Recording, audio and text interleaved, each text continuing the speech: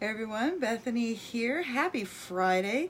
Here with another episode of the Retrain Your Brain show.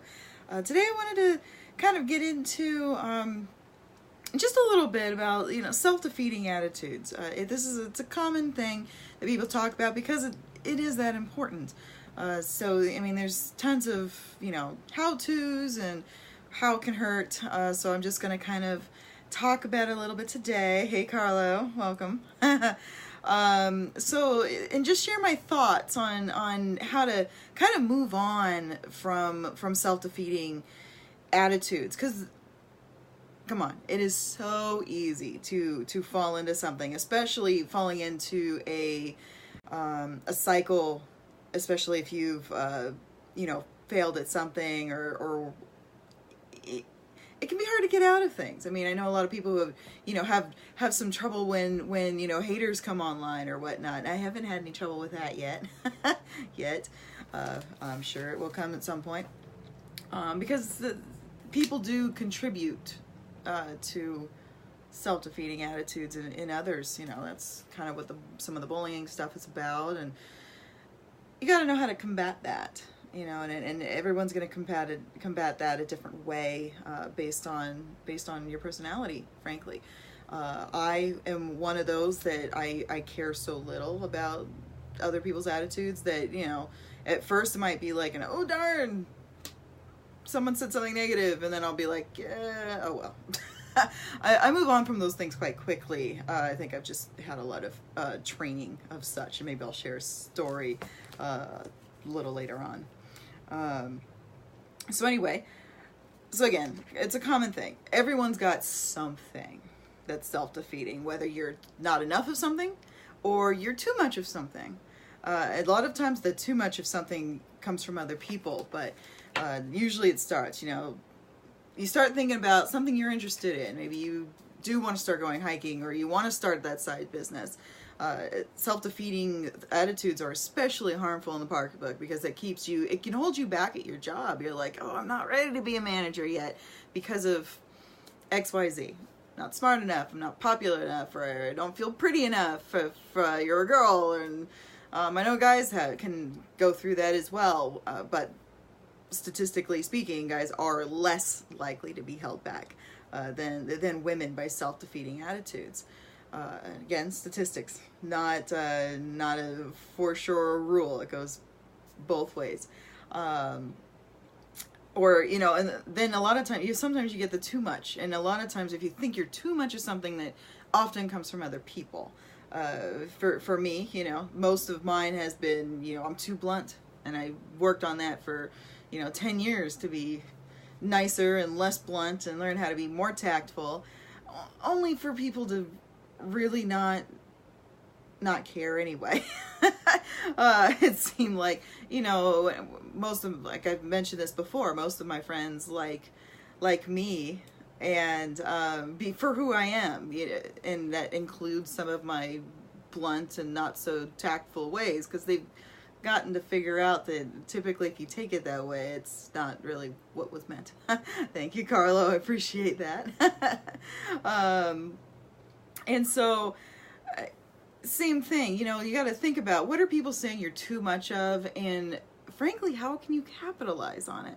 If you're too much of something according to somebody else, that might be a facet of your personality you might actually be able to work on if you feel like there is some edges that need to be softened out, or is it something you can capitalize on? It turns out that being a little bit of a polarizing, where I know people either like me or they don't, actually kind of works with when it comes to video, kind of blogging and things, because even the haters share your stuff.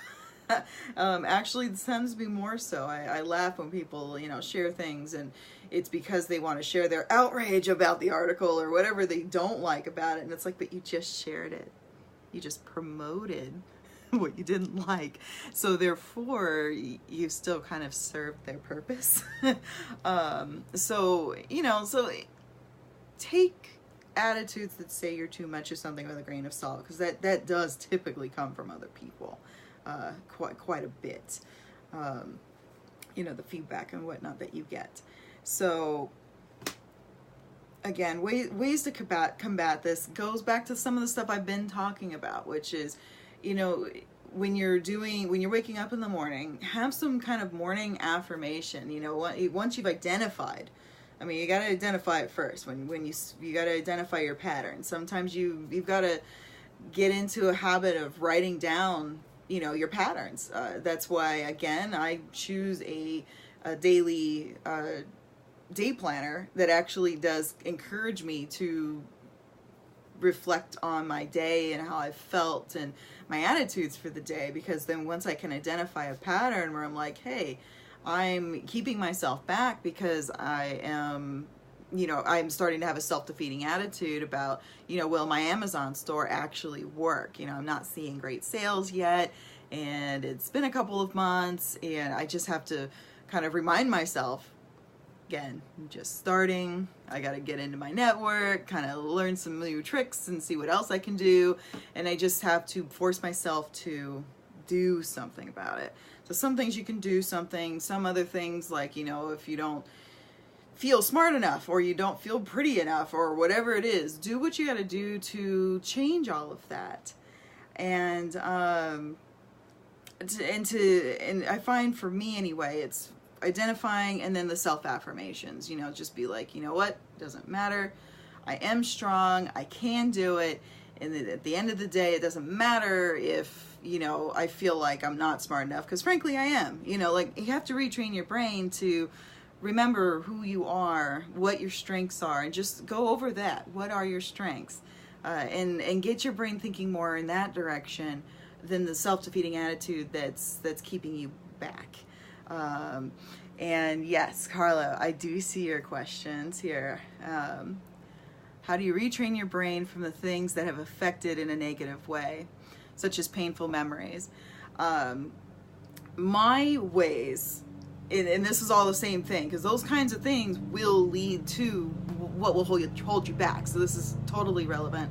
And it comes back to, for me anyway, a fantastic morning routine where you wake up, and even if you just have like a little paper or something that you tack to, say, your mirror in the morning, where you're always going to see it, where you wake up in the morning and you're literally just going over, like, these are my strengths, these are things my friends have said that, and sometimes that helps if it's things your friends have said that they really appreciate about you. And if you're not sure, seriously, if they're your friends, you should be able to ask them.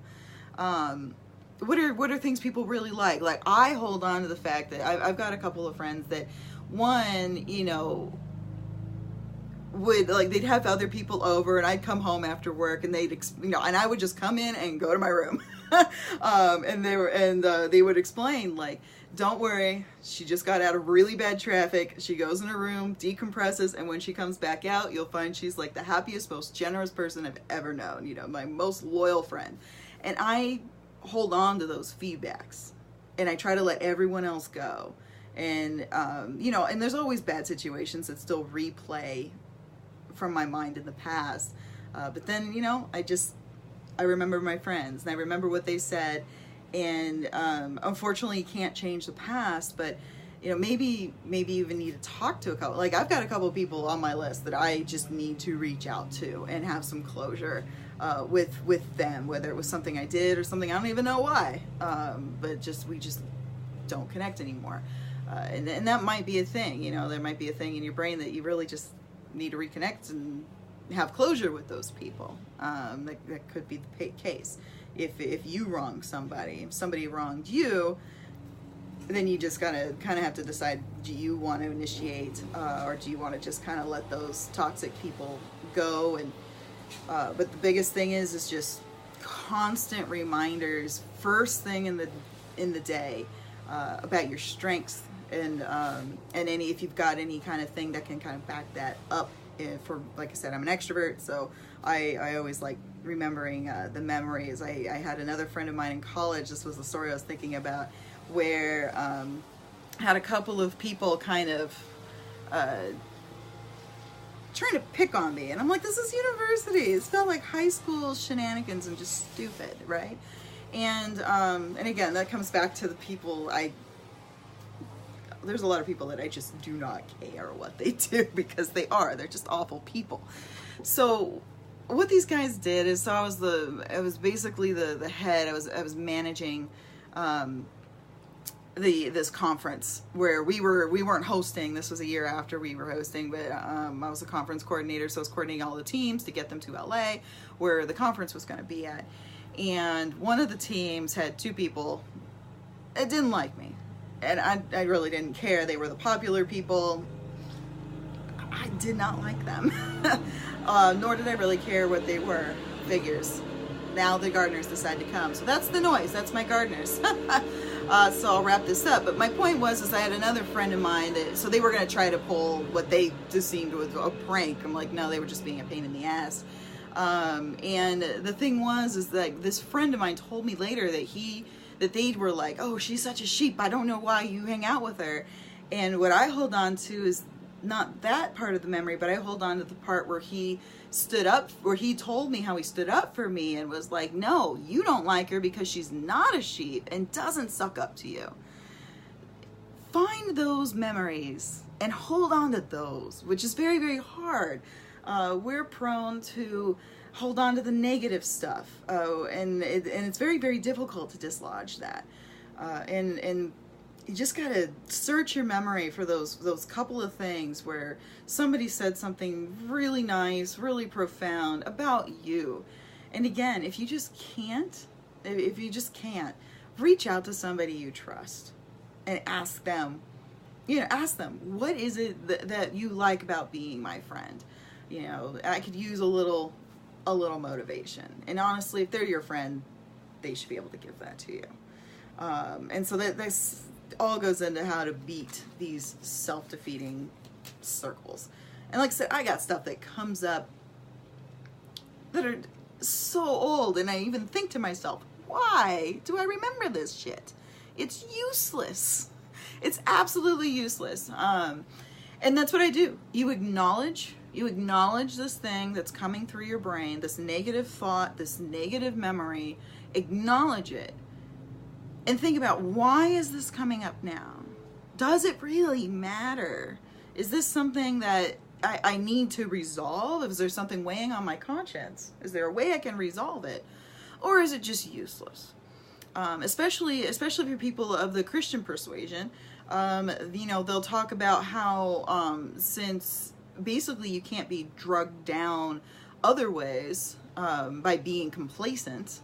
The devil does, the enemy, the devil, whatever you want to call it, does one of two things. Non-Christians and people who are complacent, he wants to keep them complacent and happy, because then you're less likely to have any action.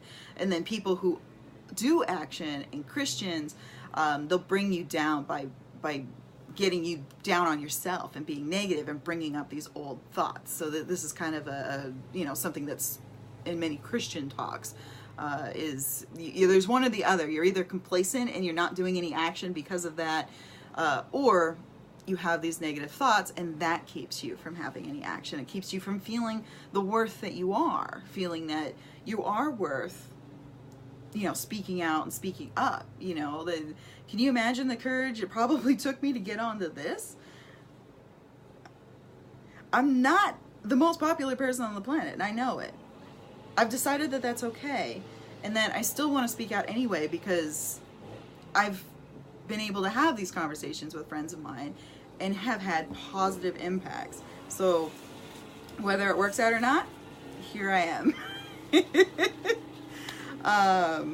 So yes, but you just, first part of your day, just got to get that mental, like, I can do this right from the get-go, and then focus and hold on that.